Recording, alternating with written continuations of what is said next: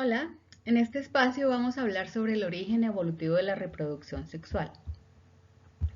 Hemos dicho que la unión de la reproducción y el sexo es un invento de los primeros eucariontes, pero obviamente viene de los procariontes que les dieron origen. Para tener al ancestro eucarionte sexual debió ocurrir sobre un circuito genético preexistente en los procariontes, es decir, algo se conservó. Por ejemplo, la posibilidad de que dos células se acerquen y tengan sexo, pero también debe haber un evento endosimbiótico asociado, mutaciones, transferencia horizontal de genes y por supuesto la selección actuando.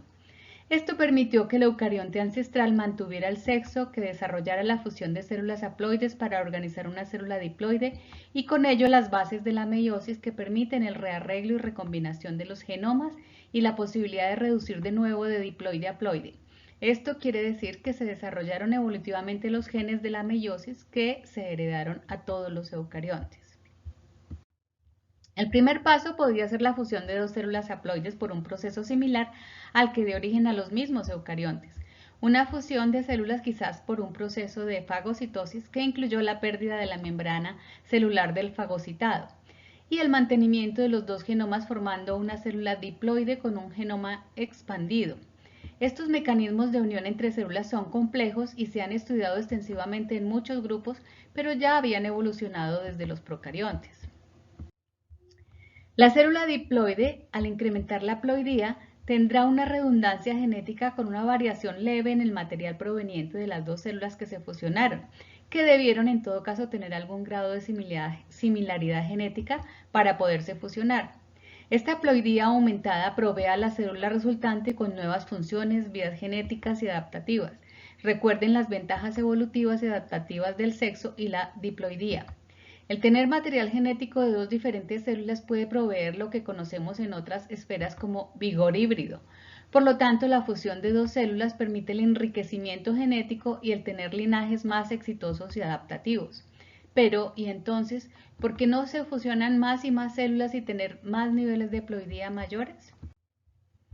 Debe haber un límite real en la cantidad de copias de material genético posible en un organismo sin que se entre en un conflicto. Igualmente, como en los organismos de reproducción sexual y asexual, hay beneficios cuando se es haploide y beneficios cuando se es diploide, y más aún si facultativamente se puede pasar de una forma a otra. Por lo tanto, la célula diploide debe controlar el tamaño de su genoma y además reproducirse dejando en las células hijas menos material genético para ciertas circunstancias ambientales que le favorezcan. Esto es, surge el cambio controlado de la diploidía a la haploidía con una repartición del material genético que tomó el mecanismo mitótico inicial como base. Todos los cambios que estamos viendo ya eran preexistentes en los protoeucariontes porque estos mecanismos los tienen algunos procariontes. Hoy en día puede verse en eucariontes primitivos un tipo de ciclo llamado parasexual o recombinación somática, que pueden reflejar cómo originalmente y antes del desarrollo de una meiosis compleja se pudo iniciar el enriquecimiento de los genomas. Dos talos o dos hifas pueden sumar sus núcleos y tener células somáticas diploides. Estas células organizan un nuevo talo o hifa diploide y ocurre recombinación mitótica, mezclando genomas de las dos talos originales.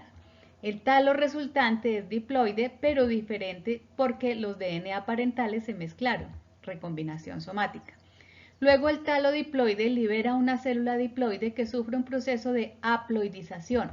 Esto es, obtener una célula haploide sin que medie la meiosis, usualmente por exclusión de uno de los genomas. Por lo tanto, se pierde o elimina la mitad del genoma y se consigue entonces una célula haploide que forma un nuevo talo haploide que se reproducirá independientemente, pero que ya no es igual a los originales porque hubo sexo, pero además recombinación mitótica. Ahora falta evolucionar el proceso de la meiosis. La maquinaria mitótica ya estaba en los primeros proteocariontes, proteínas, citoesqueleto, coecinas para organizar los cromosomas, cinetocoros, etc. Esto quiere decir que los proteocariontas debían tener ya cromosomas lineales, organizados. Ya había experiencia con la recombinación somática en la parasexualidad, es decir, se adoptó de lo ya existente. Sin embargo, deberían haber evolucionado mecanismos de apareamiento de cromosomas similares y proteínas para la formación, por ejemplo, de los complejos sinaptonémicos primitivos que lo permitieron. Se dio sincronización y secuencia de recombinación, separación de cromosomas y retorno a la haploidía. Se piensa que fue un error altamente adaptativo. Ya sabemos que cuando dos células se fusionan, sus citoplasmas llevan organelos membranosos como las mitocondrias de cada una. Sin embargo, la reproducción sexual a todos los niveles ha demostrado que en general solo se heredan en la célula fusionada resultante los organelos de una de las células. En la heterogametría, esto es, cuando se tienen gametos de macho y hembra diferentes, es fácil porque la célula huevo es la que mantiene su citoplasma. Sin embargo, en la isogametría, como lo que debe ocurrir inicialmente a nivel evolutivo, las dos células que se fusionan deben proveer sus organelos igualmente. Sin embargo, evolucionó el que no fuera así. ¿Cómo? No sabemos. No sabemos bien porque es realmente un sistema complejo que hoy en día ocurre, que significa programas genéticamente controlados de marcaje, protección y destrucción selectiva de los organelos que no van a quedar de origen parental particular, que no van a quedar en la célula resultante. Entonces, los detalles de cómo surgió en los protoeucariontes la reproducción sexual no se tienen.